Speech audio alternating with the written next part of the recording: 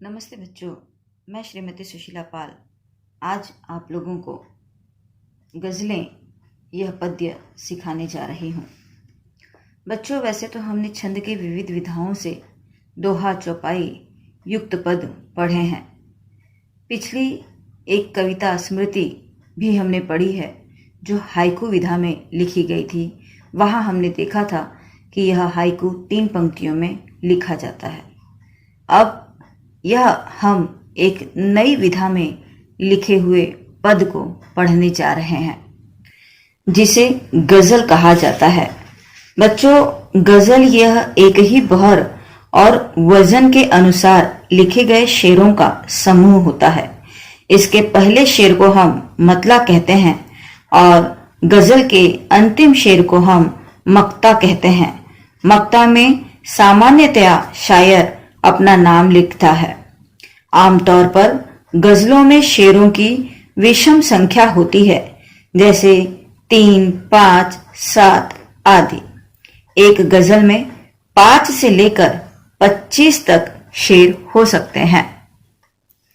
गजल को पढ़ने से पहले हम गजल के रचयिता अदम गोंडवी जी के बारे में संक्षिप्त सा परिचय पढ़ेंगे। अदम गोंडवी जी का जन्म ईस्वी सन 1946 ईस्वी में उत्तर प्रदेश के गोंडा में हुआ था और इनकी मृत्यु ईस्वी सन 2011 में हुई। अदम गोंडवी जी का मूल नाम रामनाथ सिंह है। आप आम आदमी के शायर थे। गांव, देहात, शोषित आपकी गजलों में दिखाई पड़ते हैं। व्यवस्था पर कटाक्ष अपनी रचनाओं का एक और प्रमुख पक्ष है। आपकी साहित्यिक भाषा सरल और सीधे प्रभावित करने वाली हैं। प्रमुख कृतियां धरती की सतह पर, समय से मुठभेड़, कविता संग्रह इत्यादि का समावेश है। बच्चों, आज हम पद्य की अगली विधा गजल पढ़ने जा रहे हैं। तो हमारे पद्य का नाम ही है गजलें, जिसके रचयिता हैं श्री अदम गोंडवी जी। आरंभ में इन गजल को हम पढ़ लेते हैं, तत्पश्चात मैं आप लोगों को समझाऊंगी हर पंक्तियों के साथ। दिल के सूरज को सलीबों पे चढ़ाने वालों, दिल के सूरज को सलीबों पे चढ़ाने वालों, रात ढल जाएगी एक रोज जमाने वालों। मैं तो खुशबू हूँ किसी फूल में बस जाऊंगा, मैं तो खुशबू हूँ किसी फूल में बस जाऊंगा। तुम कहाँ जाओगे कांटों को बिछाने वालों। मैं उसूलों के उजालों में रहा करता हूँ, मैं उसूलों के उजालों में रहा करता हूँ। सोच लो मेरी तरफ लौट के आने वालों। उंगलियां तुम पे उठाएगी ये दुनिया एक दिन, उंगलियां तुम पे उठाएगी ये दुनिया एक दिन। अपने बेदिल से नजर फेर के जाने वालों। जहाँ पर भाइयों में प्यार का सागर नहीं होता, जहाँ पर भाइयों में प्यार का सागर नहीं होता, वो ईंटों का मकान होता है लेकिन घर नहीं होता। जो अपने देश पर कटने का जज्बा ही न रखता हो, जो अपने देश पर कटने का जज्बा ही न रखता हो, वो चाहे कुछ भी हो सकता है लेकिन सर नहीं होता। जो समझौते की बातें हैं खुले दिल से ही होती हैं, जो समझौते की बातें हैं खुले दिल से ही होती हैं। जो हम मिलते हैं उनसे हाथ में खंजर नहीं होता। हकीकत और होती है, हकीकत और होती है, नजर कुछ और आता है। हकीकत और होती है, नजर कुछ और आता है। जहाँ पर फूल खिलते हैं वहाँ पत्थर नहीं होता। जो एक सीमा में रहकर रोशनी देता है बेदिल को, जो एक सीमा में रहकर रोशनी देता है बेदिल को, वो जुगनू हो तो हो लेकिन कभी दिन कर नहीं होता। एक कदम चलते हैं और चल के ठहर जाते हैं, एक कदम चलते हैं और चल के ठहर जाते हैं, हम तो अब वक्त की आहट से भी डर जाते हैं। जो भी इस आग के दरिया में उतर जाते हैं, जो भी इस आग के दरिया में उतर जाते हैं, वही तपते हुए सोने से निखर जाते हैं। भीड़ के साथ चले हैं वो उधर जाते हैं, भीड़ के साथ चले हैं वो उधर जाते हैं, हम तो खुद राह बनाते हैं इधर जाते हैं। मेरी कश्ती का खिवैया है मुहाफिज तू है, मेरी कश्ती का खिवैया है मुहाफिज तू है, कितने आते हैं यहाँ कितने भंवर जाते हैं। जब भी आते हैं मेरी आंख में आंसू बेदिल, जब भी आते हैं मेरी आंख में आंसू बेदिल, जख्म सीने के मेरे और निखर जाते हैं। दिल के सूरज को सलीबों पे चढ़ाने वालों, रात ढल जाएगी एक रोज जमाने वालों। बच्चों, यहाँ पर सलीब शब्द का अर्थ है सूली। गजल की इस पहले शेर में गजलकार श्री अदम गोंडवी जी ने हमें यह बताना चाहा है कि हमें संबल बनाए रखना चाहिए।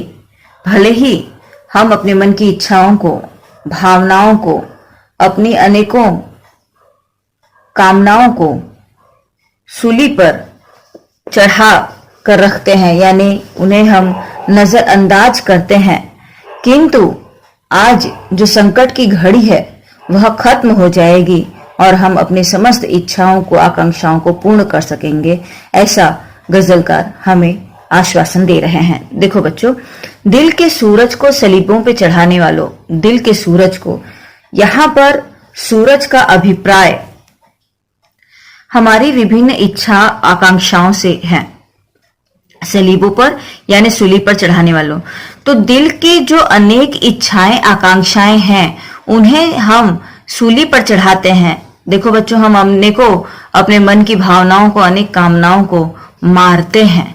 संकट की घड़ी में हमें लगता है कि उन्हें दमन कर देने में ही हमारा भला है। तो वही कवि कह रहे हैं कि अपने इच्छाओं और कामनाओं को हम सूली पर चढ़ा देते हैं, किंतु सांत्वना रखो, आश्वासन रखो कि यह रात ढल जाएगी एक रोज जमाने वालों, यानी संकट का जो यह समय है, यह क्षण है, यह पल है, वह खत्म हो जाएगा। एक रोज जमाने वालों, हे जमाने वालों, एक रोज यह संपूर्ण जो संकट है, रात का अभिप्राय यहाँ गजलकार ने संकट से लिया है। वह कह रहे हैं कि एक रोज यह संकट खत्म हो जाएगा और तुम अपनी सारी इच्छाओं को, आकांक्षाओं को पूर्ण कर सकोगे। बच्चों, आज के कोरोना काल के लिए भी हमारे लिए यह एक सबब है कि हमें आश्वासन रखना चाहिए, मन में किसी भी तरह का भय नहीं रखना चाहिए, बल्कि यह संबल रखना चाहिए कि भले ही आज हमने अपने घूमने फिरने की, लोगों से मिलने जुलने की अनेकों इच्छाओं और आकांक्षाओं को सूली पर चढ़ा रहे हैं, किंतु कोरोना काल का यह समय खत्म हो जाएगा और एक दिन हम अपनी सारी इच्छाओं को, आकांक्षाओं को पूर्ण कर पाएंगे। मैं तो खुशबू हूं किसी फूल में बस जाऊंगा, तुम कहां जाओगे कांटों के बिछाने वालों। श्री अदम गोंडवी जी यहाँ कह रहे हैं कि मैं खुशबू हूं और जो खुशबू होती है वह किसी भी फूल में जाकर बस जाती है। तो मैं खुशबू हूं, किसी भी फूल में जाकर बस जाऊंगा, लेकिन तुम कहां जाओगे कांटों के बिछाने वाले, यानी तुम कांटों को बिछाने वाले लोग भला कहां जाओगे। यहाँ कवि का कहने का अभिप्राय यह है कि मैं परोपकार करता हूँ, खुशबू हूँ। खुशबू देखो हर जगह फैलती है और सबके मन को, चित्त को प्रसन्न करती है। तो इसी तरह से मैं भी परोपकार करने वाला हूँ, अच्छे कर्म करने वाला हूँ, और अच्छे कर्म करने के ही कारण इस संकट के समय में भी मुझे किसी न किसी फूल में आसरा मिल ही किंतु इस संकट के बेला में तुम जो कांटों को बिछाने वाले हो, संकट ही फैलाने वाले हो, भला तुम्हें कौन आश्रय देगा, यह विचार करो। मैं उसूलों के उजाले में रहा करता हूँ, सोच लो मेरी तरफ लौट के आने वालों। यहाँ पर गजलकार श्री अदम गोंडवी जी बता रहे हैं कि मैं नियमों और सिद्धांतों के घेरे में रहता हूँ, मैं अपने नियमों सिद्धांतों के प्रकाश में रहता हूँ। यही नियम और सिद्धांत मेरी संपदा है। और सोच लो मेरी तरफ लौट के आने वालों, यानी मेरी तरफ जो लोग लौट कर आ रहे हो, यह सोच लो कि मैं नियम सिद्धांतों के प्रकाश में रहने वाला हूँ। तो तुम सब जो मेरी तरफ लौट कर आ रहे हो, तुम्हें भी उसूलों के इन प्रकाशों में रहना पड़ेगा, उन्हीं मर्यादाओं का पालन करना पड़ेगा जिसमें मैं स्वयं रहता हूँ, जिनका पालन मैं खुद भी करता हूँ। उंगलियां तुम पे उठाएगी ये दुनिया एक दिन, अपने बेदिल से नजर फेर के जाने वालों। इस शेर में अदम गोंडवी जी कह रहे हैं, आज की कठिन परिस्थितियां पर में जब तुम मेरा साथ छोड़ रहे हो, तब मेरा साथ छोड़ने के कारण यह दुनिया एक दिन, यानी एक दिन तुम पर उंगली उठाएगी, अपने बेदिल से नजर फेर के जाने वालों। यहाँ बेदिल कवि ने कहा है अपने लिए, वह कह रहे हैं कि मुझसे नजर फेर कर जो लोग जा रहे हो, उन तुम्हें एक दिन दुनिया खुद ही प्रश्न पूछेगी, तुम खुद ही दुनिया के का शिकार बनोगे। लोग तुम्हें स्वार्थी कहेंगे कि अपने स्वार्थ के कारण संकट के समय तुमने मुझसे नजर फेर ली, मेरा साथ छोड़ दिया। बच्चों, यहाँ गजलकार अदम गोंडवी जी ने हमें बताया है कि मनुष्य के जीवन में उतार चढ़ाव आते रहते हैं, सुख दुख के क्षण आते रहते हैं। सुख के अच्छे दिनों में व्यक्ति को अभिमान नहीं करना चाहिए और ना ही दुख के बुरे दिनों में किसी को चिंता करने की आवश्यकता है। यहाँ गजलकार अदम गोंडवी जी का कहना है कि यदि किसी के दिन बुरे चल रहे हैं तो निश्चित है कि उसके अच्छे दिन भी लौटकर जरूर आएंगे। इसलिए व्यक्ति को सत्कर्म करते रहना चाहिए और सही समय की प्रतीक्षा करनी चाहिए, ईमानदारी से श्रम करते रहना चाहिए। बच्चों, अब आगे की पंक्तियों में गजलकार श्री अदम गोंडवी जी ने आपसी भाईचारा बढ़ाने की बात पर जोर दिया है। देखो उनकी पंक्तियां हैं, जहां पर भाइयों में प्यार का सागर नहीं होता, वो ईंटों का मकान होता है लेकिन घर नहीं होता। सागर यानी समुद्र, मकान यानी मकान। यहाँ पर गोंडवी जी बता रहे हैं, कह रहे हैं कि जहां जिस घर में भाई हैं किंतु उनके बीच एकता नहीं है, प्रेम नहीं है, आपसी विश्वास और भाईचारा नहीं है, ऐसे भाइयों के बीच भाव शून्य स्थिति के कारण प्यार का सागर नहीं होता और इसीलिए वे भले ही एक साथ एक घर में रहते हैं किंतु भाइयों से युक्त यानी परिवार, संपूर्ण परिवार जहां पर एकता अखंडता का भाव नहीं है, ऐसा परिवार जहां रहता है उसे हम मकान कह सकते हैं, जो ईंटों का बना हुआ होता है, लेकिन घर नहीं कह सकते। घर का अभिप्राय ही है जहां पर लोग मिलजुल कर प्यार से रहते हों, किंतु जहां पर प्यार नहीं होता वैसे घर को हम मकान, ईंटों का मकान कह सकते हैं, घर नहीं कह सकते। जो अपने देश पर कटने का जज्बा ही न रखता हो, वो चाहे कुछ भी हो सकता है लेकिन सर नहीं होता।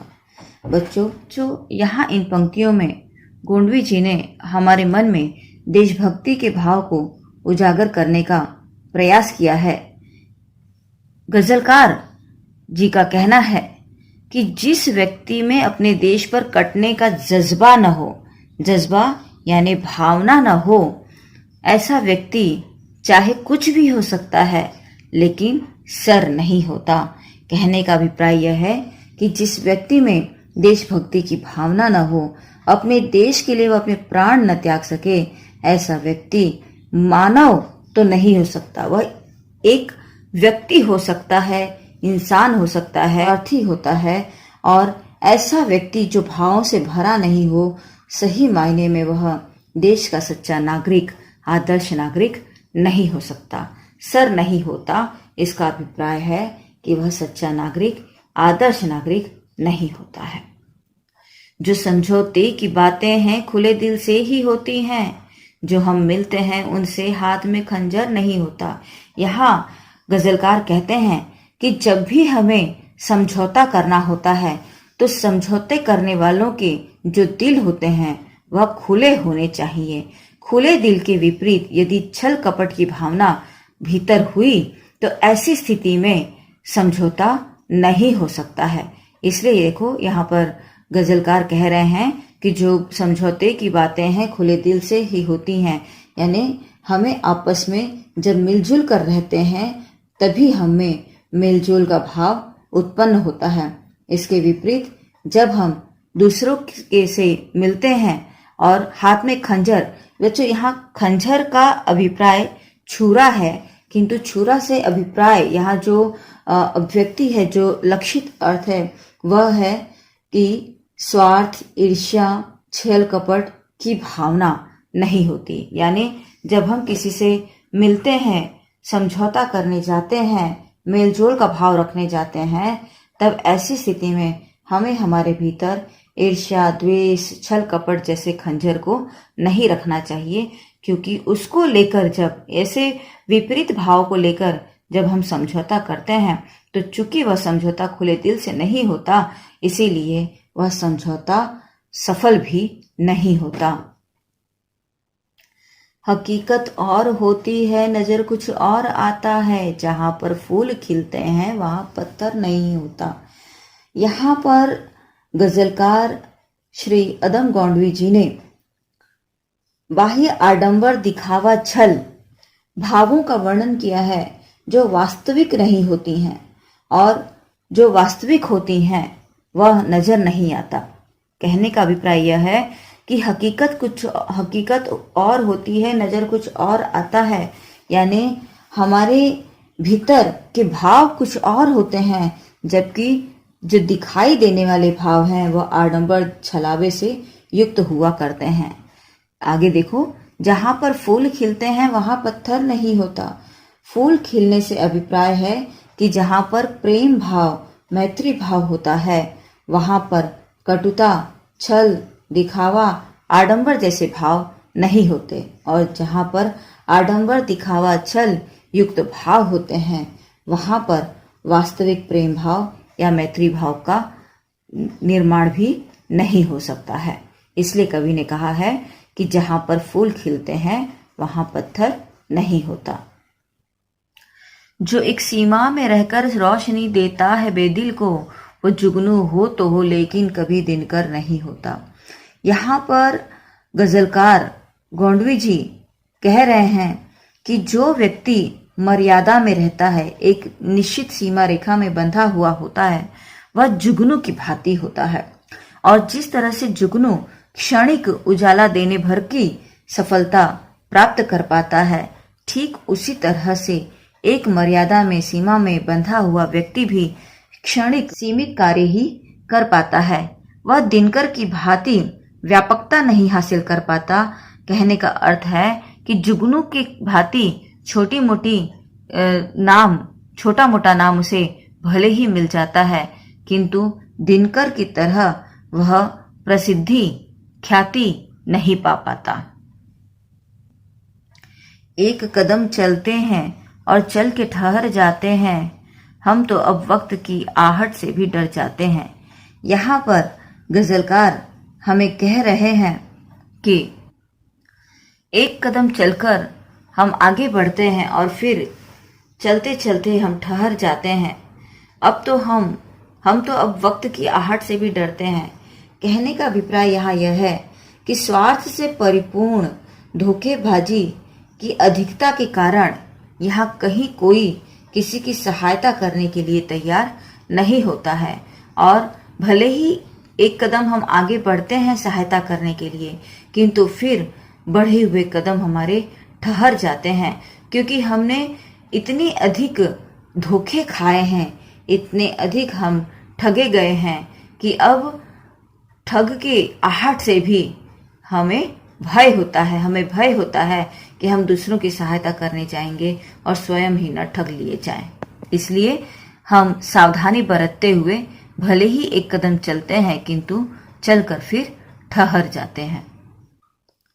जो भी इस आग के दरिया में उतर जाते हैं वही तपते हुए सोने से निखर जाते हैं। यहाँ गजलकार श्री गोंडवी जी ने इस धारा को, इस विश्व को आग की दरिया कहा है। आग की दरिया अर्थात संघर्ष करने का स्थान बताया है। वह कह रहे हैं कि जो भी इस आग के दरिया में उतर जाता है वही तपते हुए सोने की भांति निखर जाता है। यानी इस संघर्ष से युक्त समाज में जो भी संघर्षशील बना रहता है, संघर्षशील समाज में रहना बहुत बड़ी बात नहीं है बच्चों, लेकिन संघर्षशील समाज में संघर्ष करते हुए सफलता को हासिल करना यह बहुत बड़ी बात है।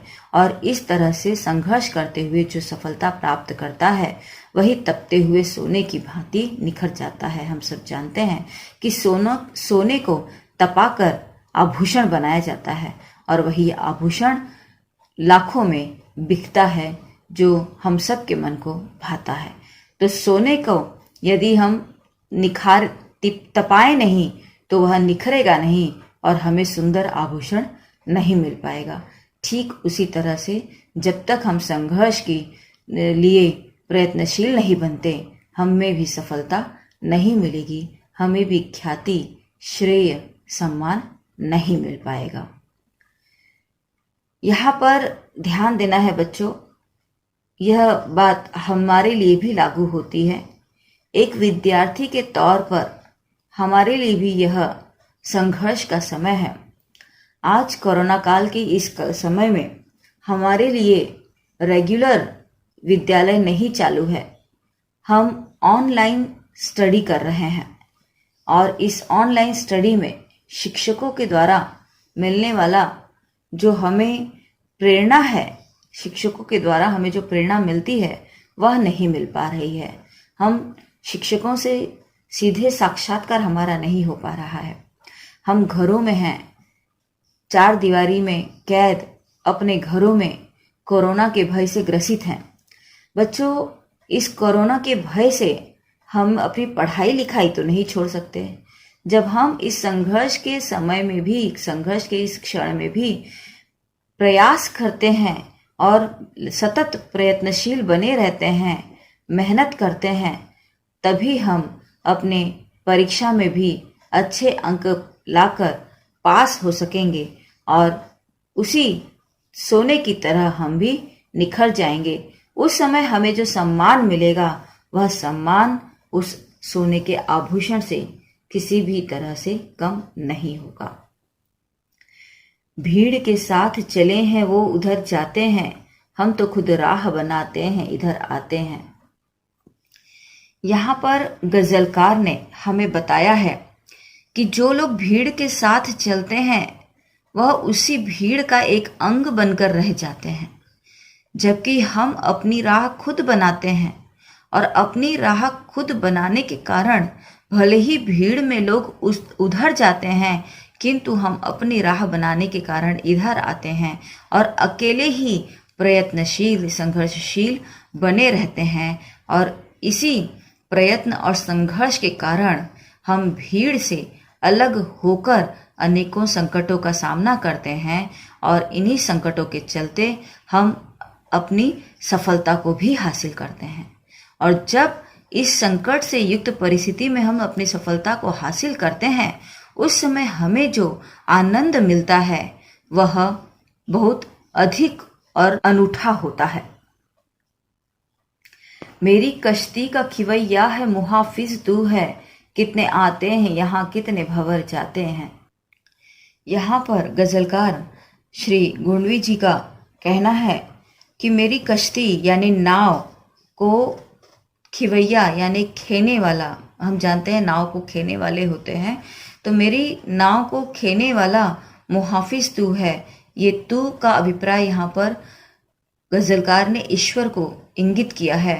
वह कहते हैं कि इस समुद्र में, इस संसार रूपी भव सागर में मेरी जो कश्ती है उसके तारनहार है तुम ही हो जो मुझे संभाल रहे हो।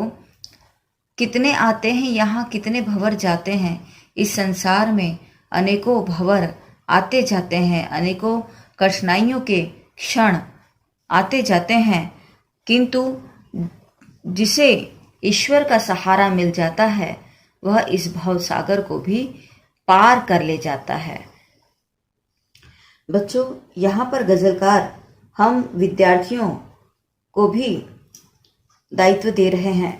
वह उनका कहना है कि संपूर्ण भारत का दायित्व हम विद्यार्थियों पर ही है, क्योंकि आज हम विद्यार्थी ही कल स्वतंत्र भारत के नागरिक होंगे और भारत की उन्नति और उत्थान पर ही हमारी उन्नति और उत्थान निर्भर है। इसलिए हमें चाहिए कि हमें अपने भावी जीवन का निर्माण बड़ी ही सतर्कता और सावधानी से करना चाहिए। हमें प्रत्येक क्षण अपने राष्ट्र, समाज, धर्म और अपनी संस्कृति को अपने नज़र में रखना चाहिए ताकि अपने जीवन से राष्ट्र को बल प्रदान कर सकें। जो विद्यार्थी राष्ट्रीय दृष्टिकोण से अपने जीवन का निर्माण नहीं करते, वास्तविक रूप में वह राष्ट्र और समाज के लिए भार स्वरूप बन जाते हैं। जब भी आते हैं मेरी आंख में आंसू बेदिल, जख्म सीने के मेरे और निखर जाते हैं। यहाँ पर गजलकार अदम गोंडवी जी कह रहे हैं कि जब किसी बात से दुखी होकर मेरे आंखों में आंसू आ जाता है, तब मेरे सीने में दबे हुए सभी जख्म फिर से हरे हो जाते हैं। गजलकार जी के अनुसार उनके आंखों के आंसू उनके सीने में दबे जख्मों को फिर से ताजा कर देते हैं।